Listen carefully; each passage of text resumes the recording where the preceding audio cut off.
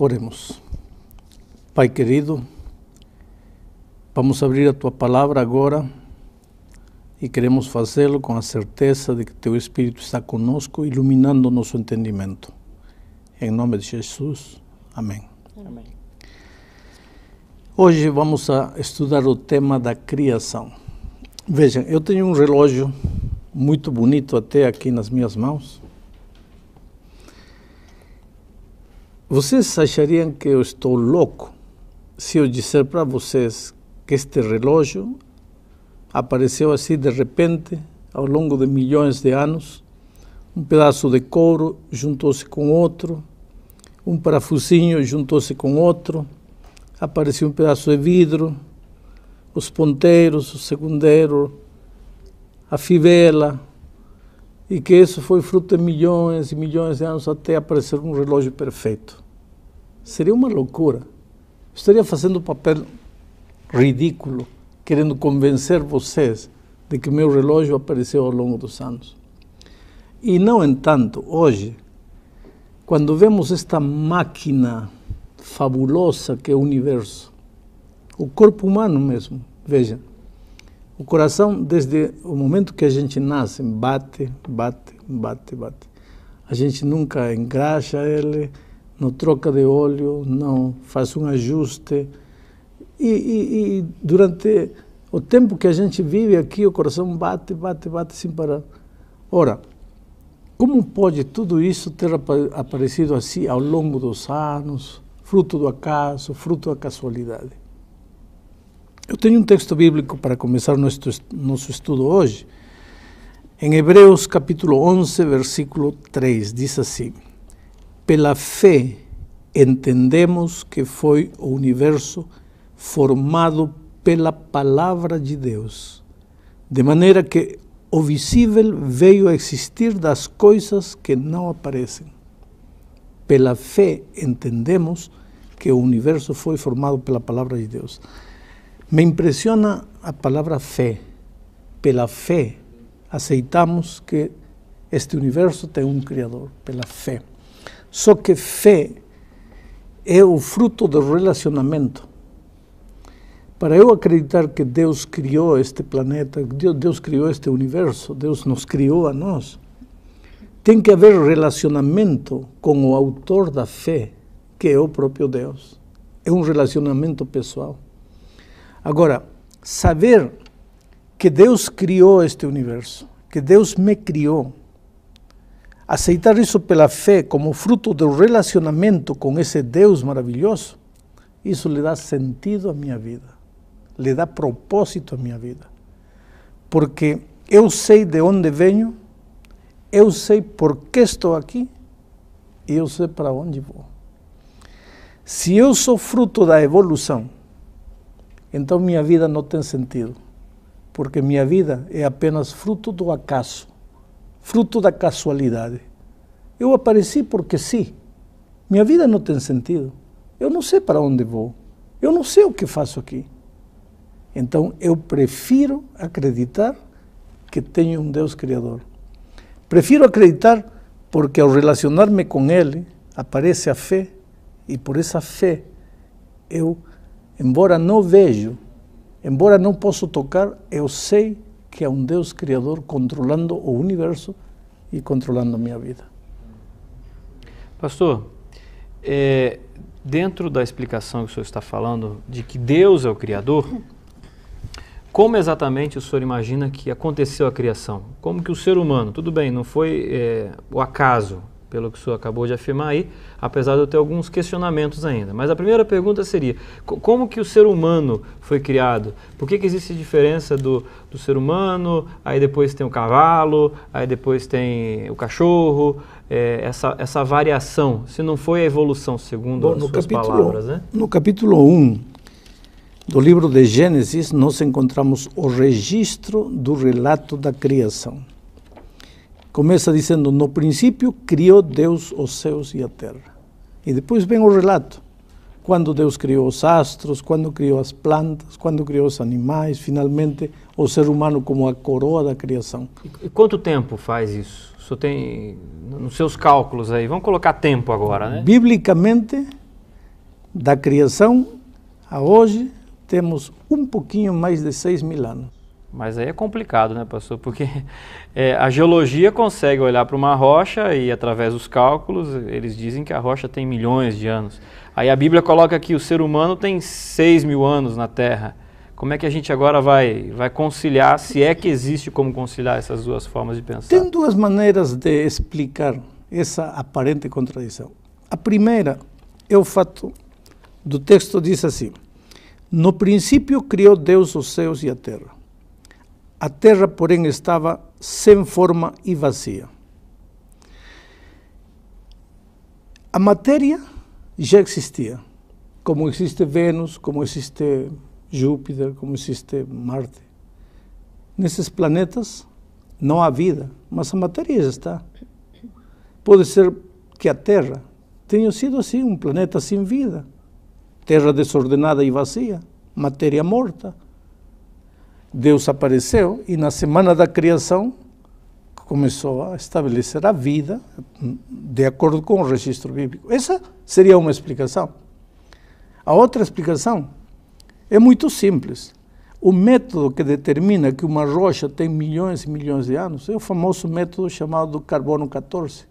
Mas cientificamente está provado que o método carbono 14 tem capacidade para dar um relatório exato da idade de uma matéria, talvez por miles de anos, não mais do que isso. Milhões, aí tem grandes possibilidades de erro. Seja de uma maneira, seja de outra maneira, uma coisa eu sei. A Bíblia afirma contundentemente que Deus criou os céus e a terra. Pastor, agora uma dúvida. O senhor deu o exemplo do relógio, eu achei o exemplo bem interessante. O senhor falou que é estranho a gente imaginar que um relógio tenha aparecido em milhões e milhões de anos, né? Cada parte se juntando. Agora, eu acho esse um extremo, talvez. Agora, por outro lado, também não é um extremo a gente afirmar que o mundo todo, essa complexidade toda, foi criada em 7 dias? Quer dizer, num dia surgiu toda a vegetação, com toda a sua complexidade, e um dia foram criados todos os animais. É o que fala a Gênesis, né? Então, é difícil da gente aceitar isso, sinceramente. É difícil de aceitar para quem não tem fé. Por isso o texto de Hebreus diz, pela fé entendemos. Agora, se você não tem fé, você não tem capacidade de entender. Como você pode entender um milagre como Jesus encontrou um paralítico, disse, levanta-te, toma teu leito e anda. Vamos chamar aos maiores médicos do mundo. Me expliquem como um paralítico durante 38 anos não podia mexer os pés. E num segundo andou. Ninguém pode explicar, porque milagres não se explicam, milagres se aceitam. A semana da criação é um milagre. O texto diz, pela fé entendemos que pela palavra de Deus. Deus diz, seja luz, a luz apareceu. Aparecem as plantas apareceram. É um milagre. Porque, como um homem, se você quer entender racionalmente, um homem, para ser um homem adulto, tem que ter sido uma célula pequena, tem que ter ficado no ventre a mãe 9 meses, tem que ter nascido, tem que ter sido um neném. Adão apareceu adulto. É um milagre, não tem explicação. Por isso, Paulo, escrevendo aos Hebreus, diz, pela fé entendemos. E é por isso que nosso primeiro estudo desta série foi o tema da Bíblia. Porque se nós não aceitamos a Bíblia como a palavra de Deus, não vamos entender mais nada nem aceitar mais nada. É ou não é a Bíblia a palavra de Deus? Se é a palavra autorizada de Deus, é fácil acreditar tudo aquilo que a palavra de Deus diz. Pastor, eu não vou nem para um extremo nem para o outro. Eu não vou ser nem criacionista e nem evolucionista. Vamos tentar juntar as duas coisas. Existe Deus e ele utilizou do processo da evolução, grandes períodos de tempo, vamos dizer assim, que ele estava ali na coordenação. Eu posso entender dessa forma também? Por exemplo, Gênesis como um livro alegórico, cada dia talvez um período grande de milhões, bilhões de anos, e Deus olhando para isso e talvez até dirigindo, tá? Mas não dias literais de 24 horas. Eu posso entender dessa forma? Vou ler o que disse aqui, Gênesis 1:4. Chamou Deus a luz dia e as trevas noite. Houve tarde e manhã do primeiro dia. Ponto. É um dia literal de 24 horas.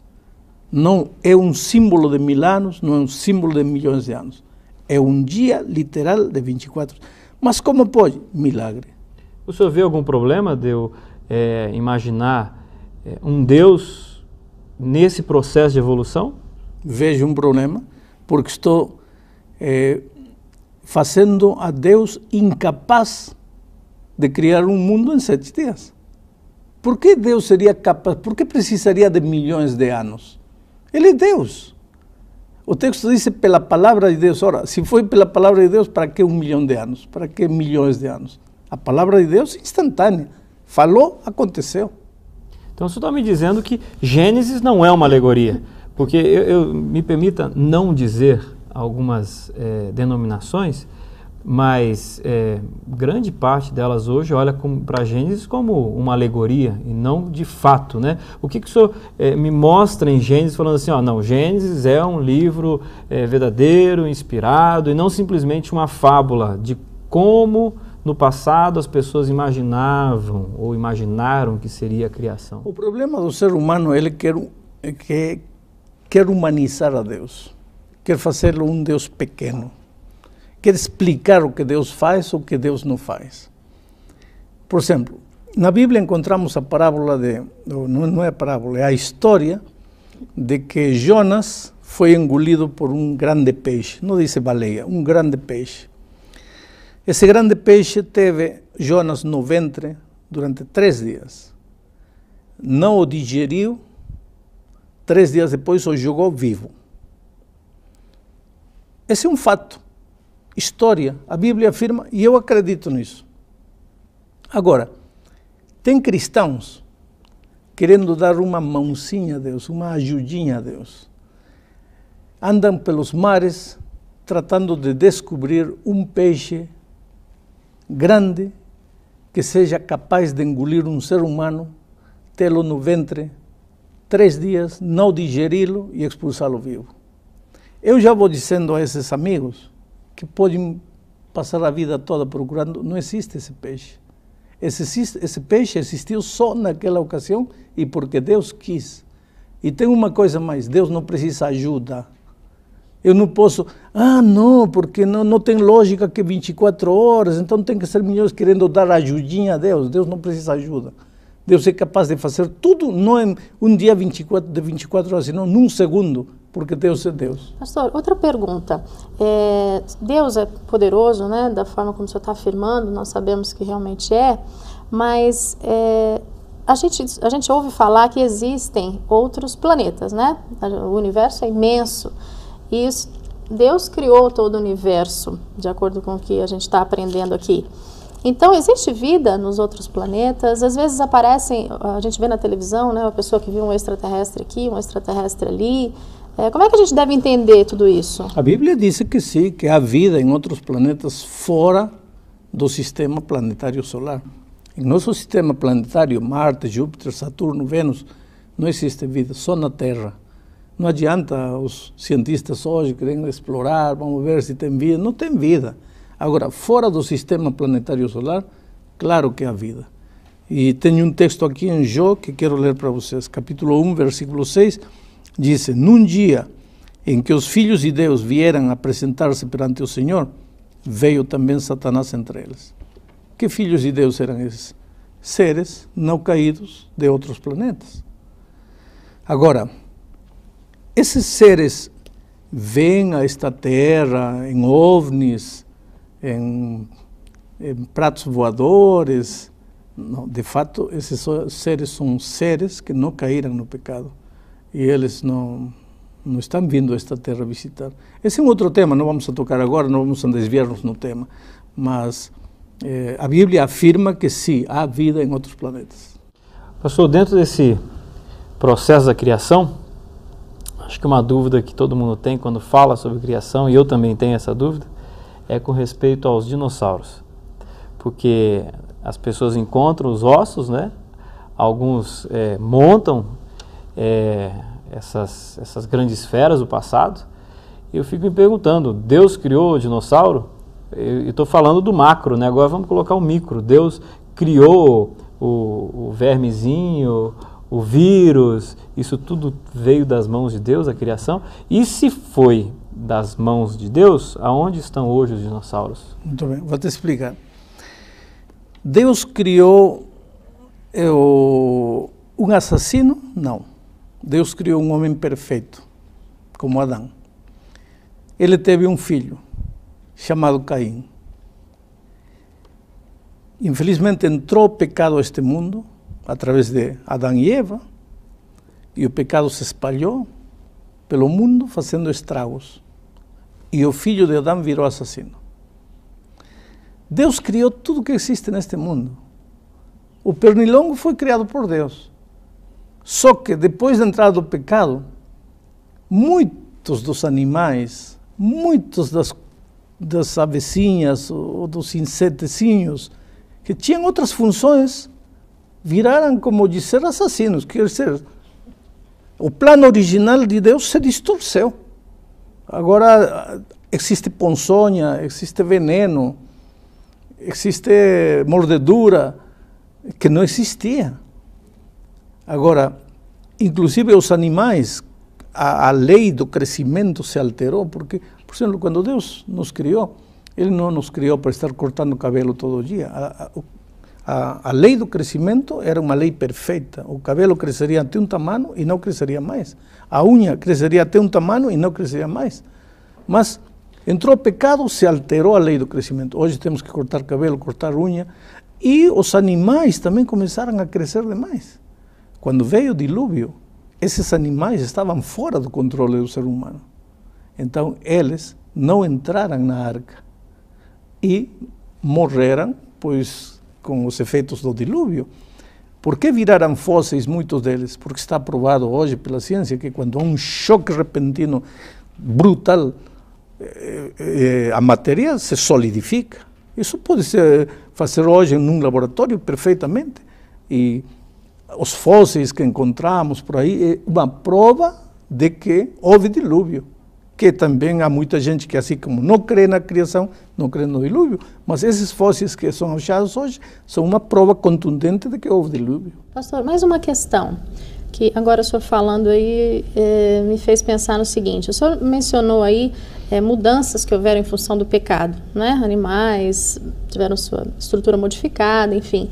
E com relação ao ser humano, como é que foi? Porque se a criação foi 7 dias literais, Deus fez um casal inicialmente, né? Adão e Eva, quer dizer, a raça humana partiu deles. Então, os seus filhos tiveram que casar entre si. Hoje, se isso acontecer, sim, vai dar uma aberração, né? Mas naquele tempo... Só que eram seres perfeitos. Seres perfeitos. Por que hoje daria uma aberração? Justamente pela degeneração da raça humana.